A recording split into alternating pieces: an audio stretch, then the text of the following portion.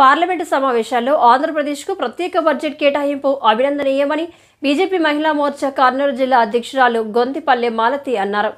ఈ మేరకు గురువారం నగరంలోని పాత బస్టాండ్ ఎస్ నాగప్ప వీధిలో బీజేపీ మహిళా మోర్చా జిల్లా అధ్యక్షురాలు గొంతిపల్లి మాలతి ఆధ్వర్యంలో ప్రధానమంత్రి నరేంద్ర మోడీ, రాష్ట్ర ముఖ్యమంత్రి నారా చంద్రబాబు నాయుడు, ఉప ముఖ్యమంత్రి పవన్ కళ్యాణ్ చిత్రపటాలకు పాలాభిషేకం చేశారు. ఈ సందర్భంగా గొందేపల్లి మాలతి మాట్లాడుతూ గత వైసీపీ ప్రభుత్వంలో రాష్ట్రం అంధకారంలో పడిందని అన్నారు. పెరిగిన పన్నులతో ప్రజల అభివృద్ధికి ఆటంకం కలిగిందని చెప్పారు.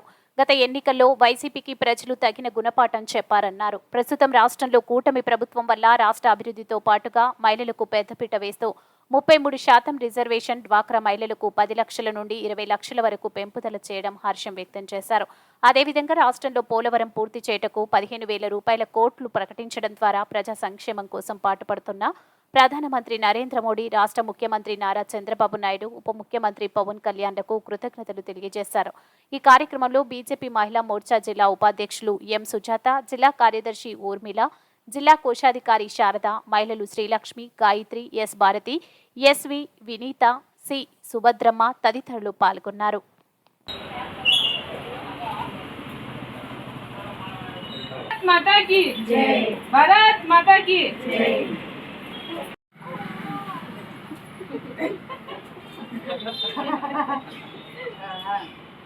నరేంద్ర మోడీ గారి నాయకత్వం, నరేంద్ర మోడీ గారి నాయకత్వం, మన సీఎం చంద్రబాబు గారి నాయకత్వం, సీఎం చంద్రబాబు గారి నాయకత్వం, మన డిప్యూటీ సీఎం అయిన పవన్ కళ్యాణ్ గారి నాయకత్వం, పవన్ కళ్యాణ్ గారి నాయకత్వం.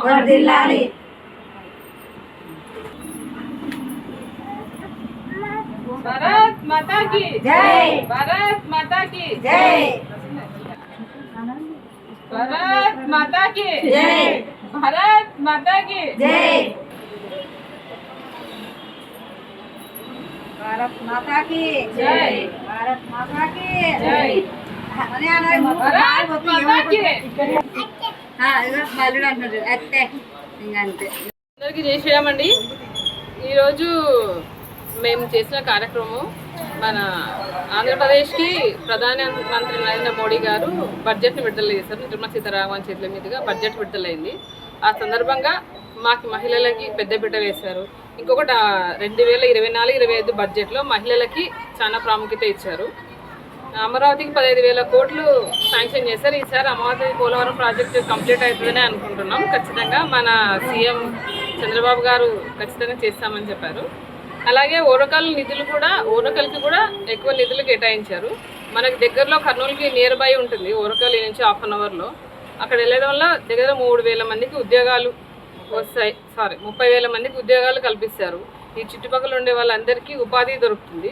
అలాగే ఉపాధి హామీ కింద కూడా అంటే కరువు పని అంటారు, దానికి కూడా నిధులు ఎక్కువ విడుదల చేశారు. ఈ విషయాలకి మేము చాలా సంతోషిస్తున్నాం. నిర్మలా సీతారామన్ గారికి ధన్యవాదాలు. ముఖ్యంగా మా మహిళలకి బాలికల సంక్షేమ అభివృద్ధి కింద 3 కోట్లు మంజూరు చేశారు. అలాగే ముద్రా లోన్స్ 10 లక్షల వరకు ఇచ్చేవారు, ఇప్పుడు 20 లక్షలు చేశారు. ఇలాగే ఉపాధి హామీ పథకాలు మాకి డ్వాక్రా మహిళలకు కూడా అప్పుడు 2-3 లక్షలు ఇచ్చేవాళ్ళు, ఇప్పుడు 10 లక్షలు ఇస్తున్నారు. ఒక్కొక్కరికి నెక్స్ట్ 20 లక్షలు ఇస్తామన్నారు. అంటే మనిషికి 2 లక్షలు ఇస్తారు.